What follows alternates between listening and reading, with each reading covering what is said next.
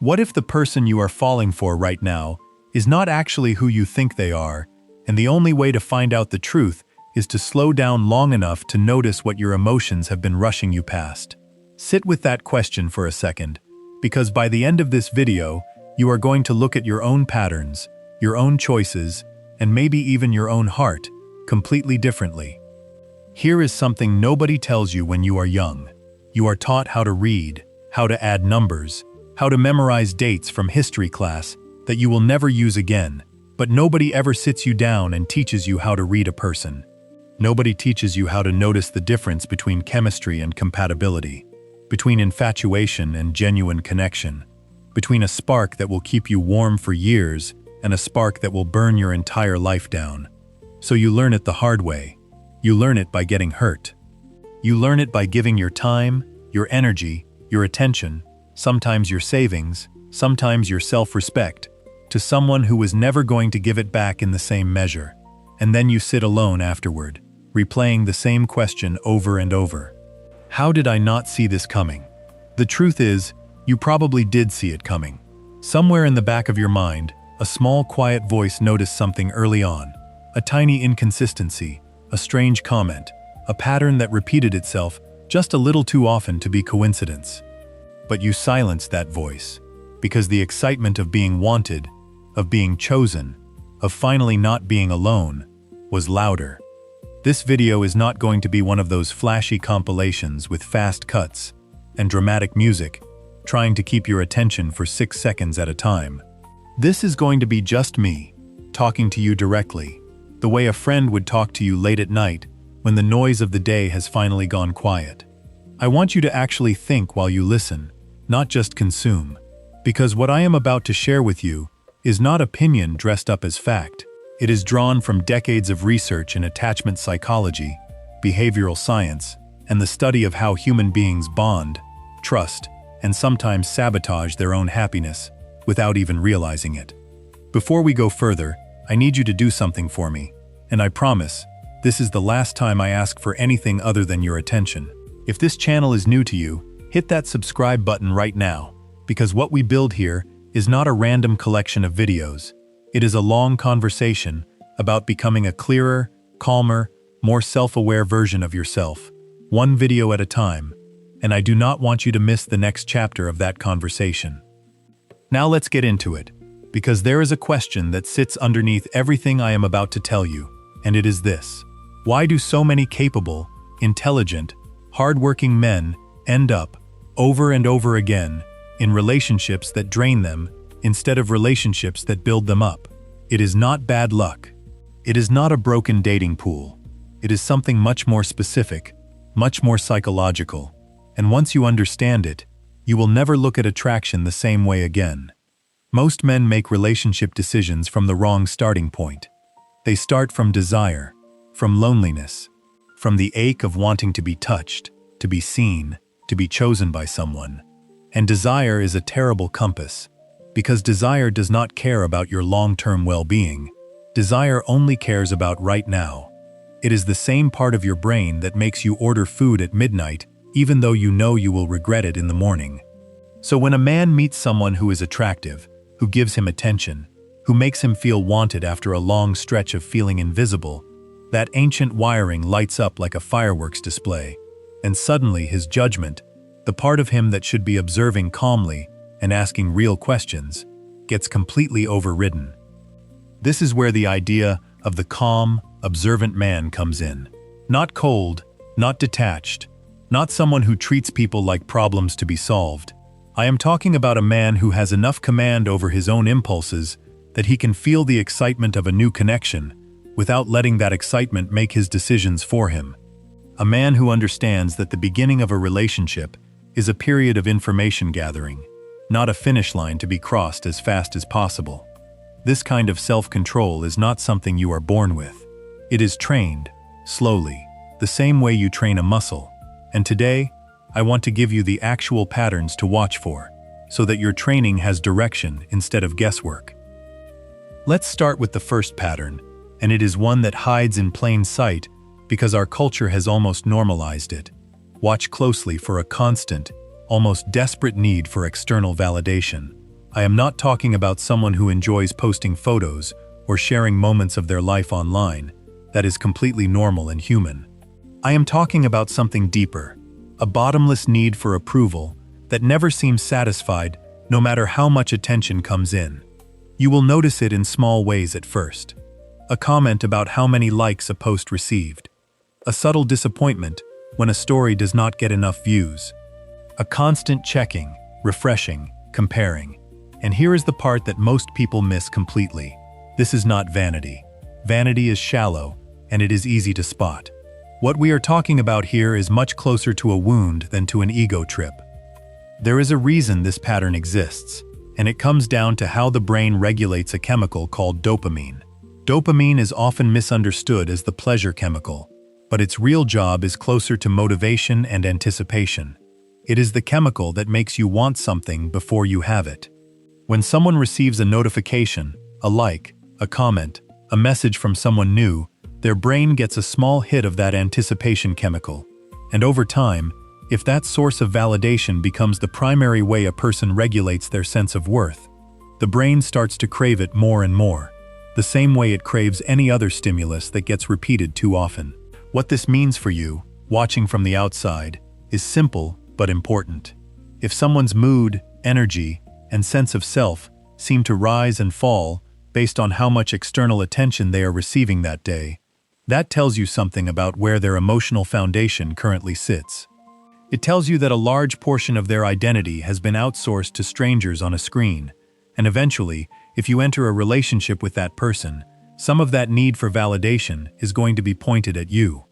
You will be expected to fill a hole that was carved out long before you arrived, and no matter how much love or attention you give, it may never feel like enough, because the hole was never about you to begin with. Now here is where it gets more interesting, because this pattern rarely travels alone. It tends to show up alongside something else, something that confuses a lot of men, because at first, it does not look like a problem at all. In fact, at first, it looks like passion. I want you to think back to any relationship, or any situationship, where the other person ran hot and cold. One week, they are texting you constantly, planning dates, telling you things they have never told anyone, making you feel like the center of their entire world. Then, seemingly out of nowhere, the messages slow down, the warmth disappears, they become distant, distracted, sometimes even irritated, for reasons they cannot quite explain. And then, just when you start pulling back to protect yourself, they come rushing back in, warmer than ever, apologizing, explaining, pulling you right back into the cycle. Most people call this passion. Some people even romanticize it, calling it chemistry, calling it a whirlwind, calling it fireworks. I am going to tell you what it actually is, and once you hear it, you will never be able to unsee it again. This pattern has a name in psychology, and it comes from something called intermittent reinforcement. There was a famous set of experiments decades ago involving animals and reward systems, where researchers discovered something strange. If an animal receives a reward every single time it performs an action, its interest in that action eventually plateaus and becomes predictable. But if the reward only comes sometimes, unpredictably, occasionally, the animal becomes obsessed with the action, repeating it far more often than when the reward was constant. This is the exact mechanism behind gambling. It is why a slot machine is far more addictive than a vending machine. A vending machine gives you what you paid for every time, so there is no thrill. A slot machine gives you nothing, nothing, nothing, and then suddenly, unpredictably, something, and that unpredictability is what hooks the brain. Hot and cold behavior in a relationship works on the exact same mechanism. The warmth is the reward. The distance is the withdrawal. And because you never know exactly when the warmth is coming back, your brain becomes fixated on chasing it, the same way a gambler becomes fixated on the next pull of the lever. This is why people in these situations often describe feeling almost addicted to another person, unable to walk away, even when logically they know the relationship is causing them pain. It was never really about how special that connection was. It was about a reward system being triggered in the most efficient way possible, unintentionally, or sometimes very intentionally, by the unpredictability of someone else's affection. So the second pattern to watch for is this. Pay close attention to consistency, or the lack of it. Not perfection. Nobody is perfectly consistent. We are all human, and we all have off days. I am talking about a repeating cycle, a rhythm of pulling someone close and then pushing them away, over and over, in a way that keeps the other person constantly guessing, constantly anxious, constantly trying to earn back the warmth that was there just days before. If you notice that pattern early, in the first weeks or months of getting to know someone, do not romanticize it as mystery or complexity. Recognize it for what it actually is, a cycle that will keep you hooked far longer than the relationship deserves to last. Before we move to the next pattern, and this one might be the most important, let me ask you to do the second small thing for me. If any part of what you have heard so far has made you pause, made you think of someone specific, made you nod along even slightly, tap that like button. It genuinely helps this video reach other people who need to hear this exact conversation tonight. People who might be sitting exactly where you were a year ago, or exactly where you are right now. Now let's talk about a pattern that looks, on the surface, like the complete opposite of everything I just described, but underneath, comes from a very similar place. This is the pattern of extreme, almost defensive independence. This shows up as statements like, "I do not need anyone. Relationships only get in the way. I am better off alone." On the surface, this sounds like strength. Our culture even praises this kind of language, especially when it comes wrapped in the language of self-improvement and empowerment. But here is the deeper question you need to ask. Is this genuine, peaceful independence, the kind that comes from someone who has done real inner work and simply enjoys their own company? Or is this a wall, built brick by brick, after experiences that taught someone that closeness is dangerous? There is a real difference between these two things, and it matters enormously. Genuine independence is quiet. It does not need to announce itself constantly. A person who is truly at peace being alone does not bring it up in every conversation, does not need to convince you or themselves of it repeatedly. Defensive independence, on the other hand, is loud.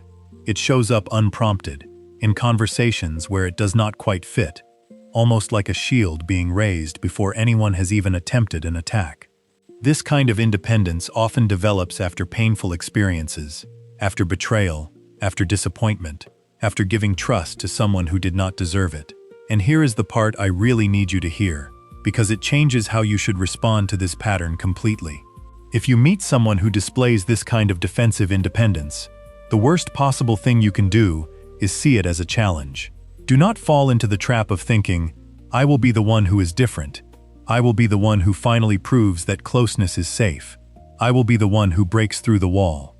That instinct feels noble in the moment, but it is actually one of the most dangerous traps in all of dating and relationships, because it turns you from a partner into a project, and it turns the other person's healing into your responsibility, whether they asked for that or not.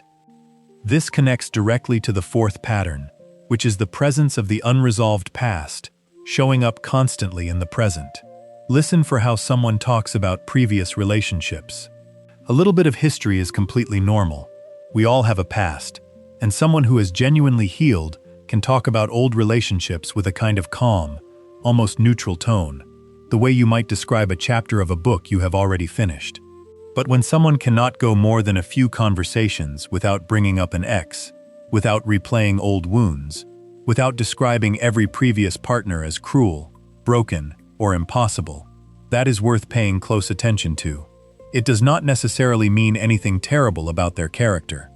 In many cases, it simply means the emotional processing of that past has not actually finished yet, even if enough time has passed that it should have. And when that processing has not finished, the new relationship, the one with you, often becomes the stage where the old, unresolved story continues to play out. You may find yourself being reacted to not for what you actually did, but for what someone else did years ago.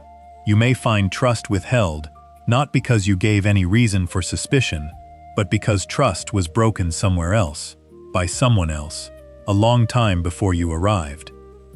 Let me tell you about a conversation I had with a friend a few years ago, because it illustrates all of this better than any textbook explanation ever could. He had met someone at a mutual friend's gathering, and within 3 weeks, he was already talking about the future, already imagining what their life together might look like. He described her as intense, magnetic, unlike anyone he had ever met. I asked him a simple question: has she been consistent? He paused and admitted that no, actually. Some days she would disappear for 48 hours without explanation, and other days she would call him 5 times before noon. He described this inconsistency with something close to admiration, calling it unpredictable in a good way. 6 months later, that same friend sat across from me, exhausted, describing the relationship as the most draining experience of his life, unable to explain exactly when it had gone wrong, because in his memory, every single moment had felt intense and meaningful. What he could not see from the inside was that intensity and health are not the same thing. Intensity can come from genuine deep connection, or it can come from a nervous system that is constantly being activated by uncertainty. From the inside, both feel remarkably similar. That is exactly why learning to observe patterns from the outside, calmly, without the fog of infatuation, is such a valuable skill. This leads us into something that researchers in psychology have studied for decades, going back to groundbreaking work on how infants bond with their caregivers, and later extended into how adults bond with romantic partners. The framework describes a few broad styles of attachment. There is the secure style, where a person is generally comfortable with closeness and comfortable with independence, able to trust without becoming anxious, and able to give space without feeling threatened. There is the anxious style, where a person craves closeness so strongly that they become hypervigilant to any sign of distance, constantly needing reassurance, constantly scanning for signs of rejection, even when none exist. And there is the avoidant style, where closeness itself starts to feel suffocating, where a person values independence so highly that intimacy triggers an almost automatic urge to create distance, even when part of them genuinely wants connection. Here is the part that most people never fully grasp, and it changes everything about how you should think about the patterns we have already discussed. These attachment styles are not simply personality quirks. They are strategies, formed early in life, often in childhood, as ways of coping with whatever emotional environment a person grew up in. Someone who grew up feeling like love was unpredictable, sometimes given generously, sometimes withdrawn without warning, often develops an anxious style because their nervous system learned that vigilance was the price of safety.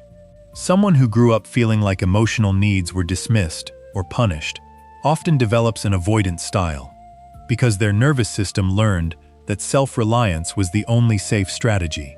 None of this makes a person broken. It makes them shaped by their history, the same way every single one of us has been shaped by ours.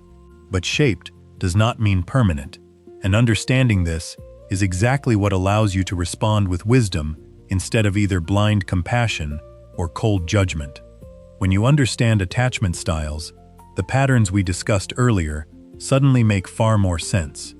The hot and cold cycle we talked about is often, though not always, the visible surface of an anxious avoidant dynamic, sometimes even within a single individual who swings between the two depending on how safe or threatened they feel in any given moment.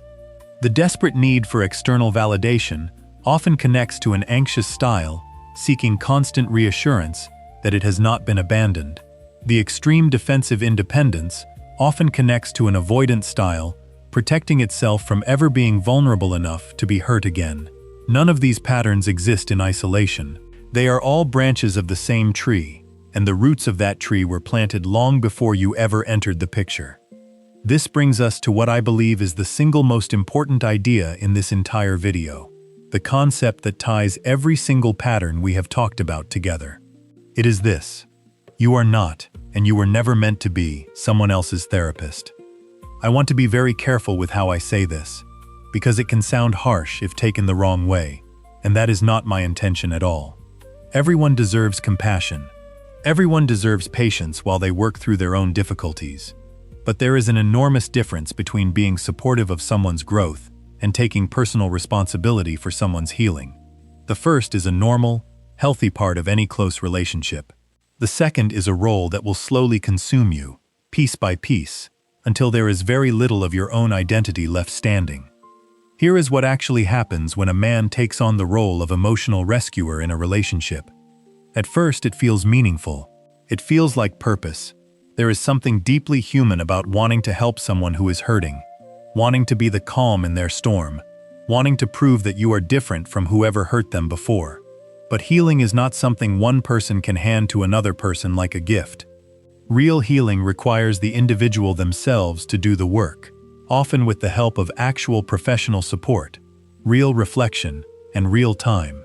What a partner can offer is stability, patience, and encouragement, but not the entire structure of someone else's emotional recovery. When you try to carry that structure yourself, you end up walking on eggshells, constantly monitoring someone else's mood, constantly adjusting your own behavior to avoid triggering old wounds that have nothing to do with you, constantly giving pieces of your own peace away in the hope that eventually there will be enough peace left over for both of you. And there almost never is, because that is simply not how healing works. So how does all of this come together into something practical, something you can actually use starting today? This is where the idea of the calm, self-governed man becomes so important, and I want to break this down into something concrete rather than leaving it as an abstract philosophy. The first shift is in timing. Slow down the pace at which you emotionally invest. This does not mean becoming cold or guarded. It means giving yourself the gift of time before fully opening up. Weeks and months reveal patterns that days simply cannot. Anyone can perform warmth and excitement for a short burst, especially in the beginning, when both people are putting their best selves forward. But patterns, the real underlying rhythm of how someone treats others, how they handle stress, how they speak about people who are not in the room, how consistent their words are with their actions, these things only reveal themselves with repetition, across different moods, different situations, different amounts of pressure. The second shift is learning to observe rather than react. When you notice one of the patterns we talked about today, resist the urge to immediately either excuse it away or blow it into a catastrophe. Instead, simply notice it. Make a quiet mental note. Does this happen once, or does it repeat? Is there an explanation that makes sense, or does the explanation keep changing every time? This kind of calm observation is incredibly powerful because it removes you from the emotional whirlwind and puts you back into the position of a person making an informed decision, rather than a person being swept along by momentum. The third shift is protecting your own peace as a non-negotiable priority, not as something you are willing to trade away in exchange for attention or affection. This is genuinely difficult, especially in a culture that often glorifies chasing, that turns obsession into a romantic ideal in movies and songs. But real peace, the kind that lets you sleep well at night, the kind that lets you focus on your goals, your health, your friendships, your own growth, is worth infinitely more than the temporary high of an unstable connection. A relationship that requires you to abandon your own stability in order to maintain it is not a relationship you are meant to keep. I want to pause here and be honest with you about something.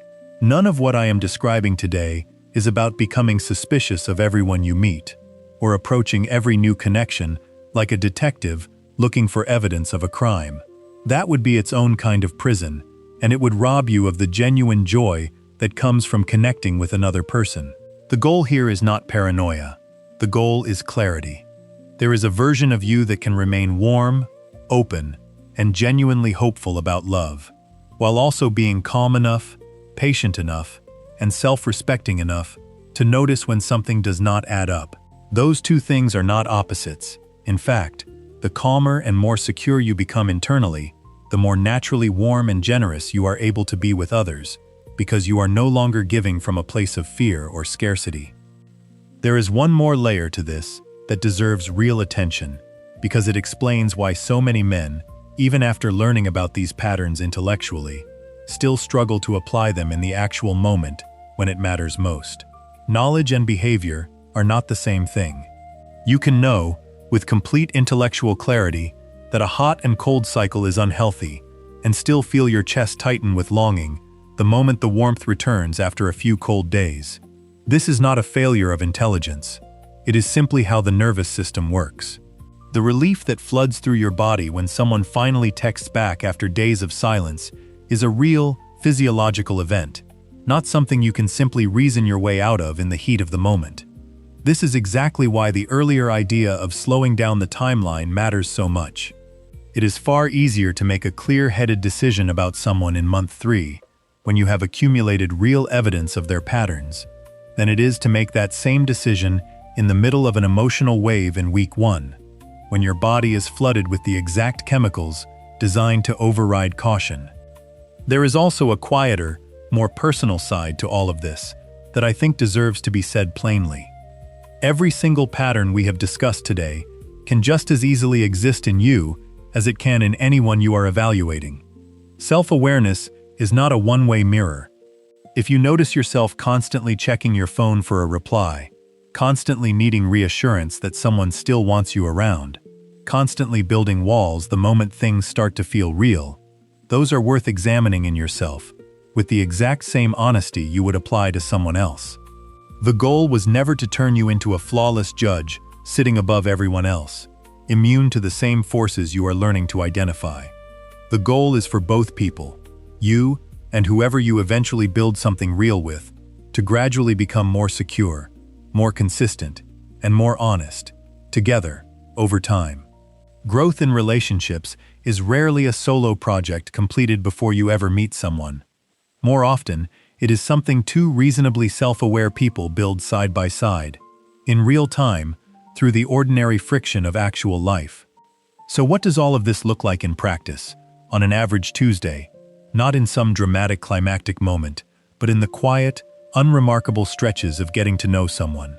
It looks like noticing, without panic, that someone canceled plans twice in a row, and simply asking yourself whether this is becoming a pattern rather than immediately assuming the worst or dismissing it entirely. It looks like paying attention to how someone speaks about their coworkers, their family, their previous relationships, because the way a person describes others when they are not in the room often reveals more than anything they will ever say directly to your face. It looks like noticing whether affection is offered freely and consistently, or whether it seems to arrive strategically, right at the moments when you were starting to pull away. None of this requires confrontation. None of this requires accusation. It simply requires attention, patience, and the willingness to trust what you observe over time more than what you feel in any single isolated moment. Let me bring in one more idea here, because I think it explains why so many men struggle with exactly this balance. There is a well-known concept in psychology describing two very different mindsets that people carry through life. One mindset believes that qualities like intelligence, ability, and even emotional patterns are fixed, unchangeable, set in stone from birth. The other mindset believes that these same qualities can be developed, shaped, and improved through effort and experience over time. This matters enormously in the context of relationships, because a man with a rigid mindset tends to see every relationship outcome as a fixed verdict on his own worth. If it fails, it means he is simply not good at this, not lovable, not capable, and that belief becomes almost a self-fulfilling prophecy, pushing him either toward desperation or toward giving up entirely. A man with a growth-oriented mindset, on the other hand, is able to look at a painful experience and say, "This did not work, and there is something here I can learn from, something that will make my judgment sharper the next time around." This is not weakness. This is exactly how mastery is built in every other area of life, and there is no reason relationships should be any different. This is why I want to leave you with a phrase to carry forward, something small, but genuinely powerful. Instead of telling yourself, "I always attract the wrong people," or "I am simply bad at relationships," try telling yourself, "I have not yet learned to recognize these patterns quickly enough." That single word, "yet," changes everything about how your brain approaches the problem. It turns a permanent flaw into a temporary skill gap, and skill gaps, unlike flaws, can always be closed with practice and attention. Before we close out today, I want to ask for the third and final thing, and this one honestly means more to me than you probably realize. Tap that little notification bell. The reason I ask is simple. This channel is going to keep exploring these exact themes, real psychology, real patterns, real tools for becoming a calmer, clearer, more grounded version of yourself. And the algorithm does not always show you every video the moment it goes up. That bell is really the only guarantee that you will not miss the next conversation. Now, let me leave you with something to actually apply, not just something to think about. The next time you meet someone new, someone who makes your heart speed up a little faster than usual, try this. Do not suppress the excitement. That spark is part of what makes life feel alive. Instead, simply add one quiet habit alongside it. Watch for repetition. Watch for consistency between words and actions across weeks, not days. Watch for how someone treats people who cannot do anything for them. A waiter, a stranger, someone who is simply inconvenient in the moment. Watch for whether their peace depends on constant outside approval or whether it seems to come from somewhere steady inside of them. And above all, remember that you are never obligated to fix, save, or heal another adult human being. You are allowed to be supportive. You are allowed to be patient, but you are also allowed, always, to protect your own well-being as the very first priority, because if you are not standing on solid ground yourself, you have absolutely nothing steady left to offer anyone else. There is a strange kind of freedom that arrives once you truly internalize everything we have talked about today, and I want to describe it before we close, because I think it is the real destination underneath all of this. It is the freedom of no longer needing a relationship to complete you, while still remaining fully open to sharing your life with someone.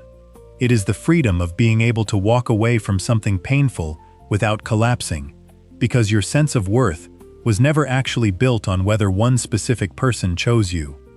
It is the freedom of being patient without being passive, calm without being distant, and warm without being desperate. That combination, patience and warmth existing together, is rare, and it is exactly what tends to attract the kind of stable, secure connection most people say they are looking for in the first place.